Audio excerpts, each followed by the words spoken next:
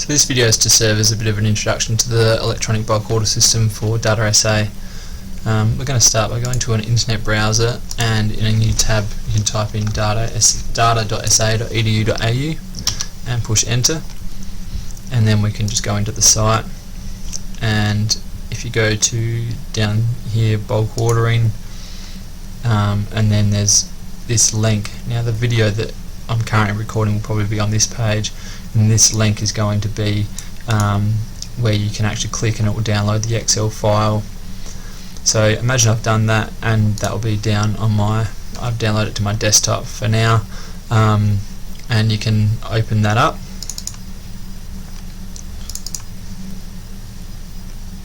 While that's loading, as a side note, if you're not receiving members' emails, I'll just go back to this one, then you could click on this non-member email list, and what that will allow you to do is put your emailer in here, email address and first name, last name, and subscribe, and then without being a financial member you'll still get updates about when bulk order and things like that are ready or when they're due.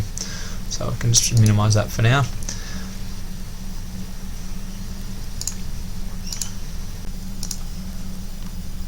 Okay, so apologies for the quality of the video and the audio if it's not coming through particularly well. Having a few problems with the screen capture, but this is Excel now, and the first thing we need to do is enable the macros.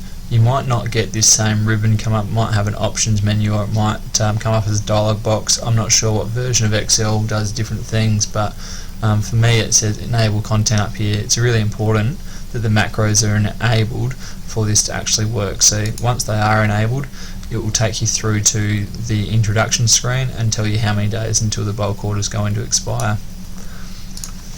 I'm not going to fill in all of my details here,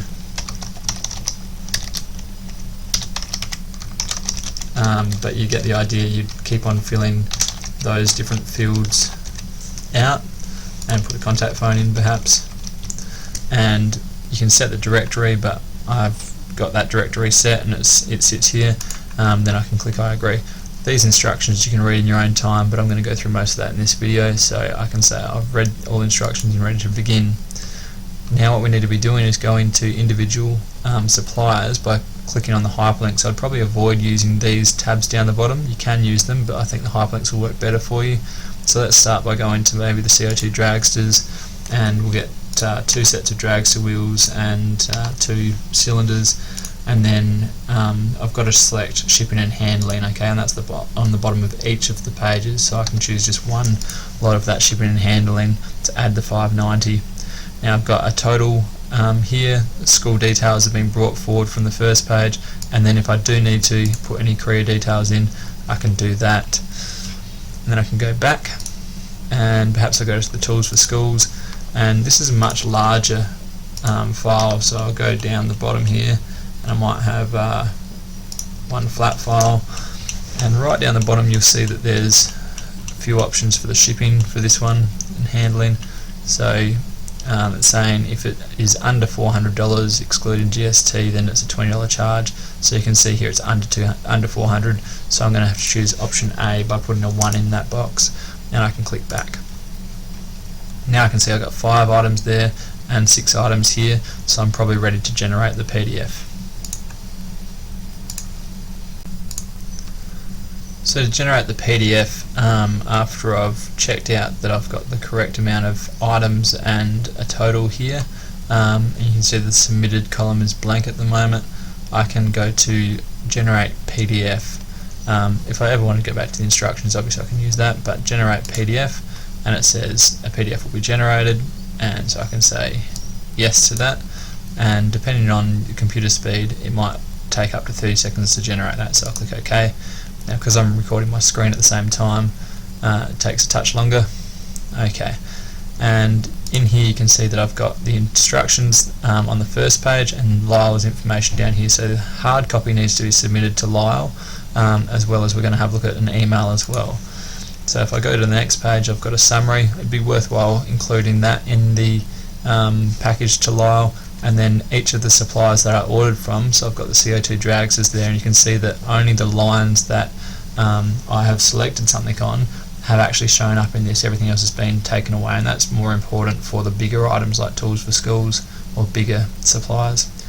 And then I've got the cost of the order. So for tools for schools, you can see that I've reduced that down to one page. I've still got all the headings, but only the things that I've ordered actually appear on the listings, plus the shipping. Now at the bottom of this it says, please attach school purchase order to each individual supplier. It's really important that you do that.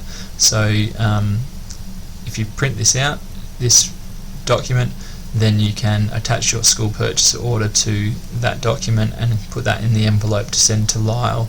We're also going to look at trying to email that. So if you're using a PC, you can go to attach to email, and it says make sure you're using a PC, not a Mac, and then click OK. Make sure it's not left in your drafts, and that will actually open up a new email, and that goes to Lyle and myself. It's got the attached Excel sheet and an attached PDF. You can change the text in here, and then you can just push send. I won't push send because I've already sent a few of them today. But that's about all. Hopefully you find it useful being electronic, and makes your life a bit easier. Please give any feedback, and I'll try to make changes before next big bulk order. Thanks.